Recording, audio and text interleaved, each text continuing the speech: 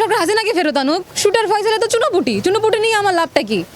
আর সে যে ধরেন ইনকিলাব মঞ্চকে ফাঁসাই দিবে না, বা সে যে আমাদেরকে ফাঁসাই দিবে না, তার গ্যারান্টি কে দিবে? ধরেন সে আসলো কোর্টে, এসেছে বললো যে হ্যাঁ আমাকে অমুক তো পাঠাইছে, হইতে পারে সে আমাদের কারোর নাম নিতেই পারে, আপনি সেটা কীভাবে খণ্ডন করবেন? তাই না? আপনি হাসিনাকে ফেরত নিয়ে আসেন, হাসিনার সাথে অন্যান্য যারা আছে আপনি তাদেরকে ফেরত নিয়ে আসার ব্যবস্থা করেন। ভারতের যখন এতই দরদ উতলাই উঠতেছে বাংলাদেশে আসামি ফেরত দেওয়ার জন্য, বা আসামি চুক্তি হয় যে এই দেশের আসামি আর ওই দেশের আসামির সাথে একটা আপনার কি বলে, যা ওদের আসামি নিবে আমাদের আসামি দিবে, এরকম। তো আমরা যে শুরু থেকেই কন্টিনিউয়াসলি বলে আসছি যে হাসিনাকে আমরা ফেরত চাইতেছি, হাসিনাকে ফেরত দিচ্ছে না, শুটার ফয়সাল কি এমন হয়ে পড়ছে যে ওর আমার ফেরত দেওয়া লাগবে? ও তো এখানে ম্যান্ডেটরি না, আমার এখানে দরকার হাসিনাকে। তুমি হাসিনাকে ফেরত পাঠাও।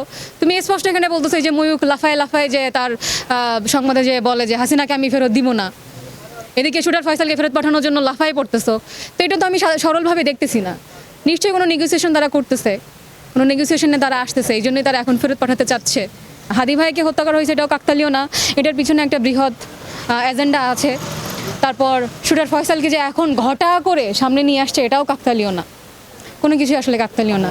এখন ছবিটাই এআই দিয়ে তৈরি, এটা সবাই জানে, এটা আপনিও বুঝবেন যে ছবিটাই এআই দিয়ে তৈরি। কিন্তু ওদের গণমাধ্যম থেকে যেটা বলা হচ্ছে, আমরা যতদূর এখান থেকে জানি যে ওনাকে তো গ্রেপ্তার করা হয়েছে, এবং নেগোসিয়েশনের ব্যাপার যেটা হচ্ছে বা উনি বাংলাদেশে পাঠানোর যে ব্যাপারটা চলতেছে, আমরা তো উনি যে ঘরের ছবি বা যেখান থেকে উনি বলতো, যেখান থেকে উনি লাইভ করতো, আমরা তো জানতামই যে ওটা উনি যে বলতো দুবাইয়ে, উনি তো দুবাইয়ের ঘরের ইন্টেরিয়র তো এরকম হইতে পারে না, আইদার বাংলাদেশে হবে আইদার ভারতে হবে, তাই না?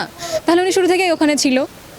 এবং জুলকারনাইন সায়ের উনি যে বলতেছে যে আসামি ভারতে পালাই গেছে, তো তুমি জানো আসামি কই ছিল? তুমি জানো আসামি রিসোর্টে গার্লফ্রেন্ড নিয়ে রাখছে, গার্লফ্রেন্ড নিয়ে শুইছে না কি করছে, তুমি সব জানতেছো।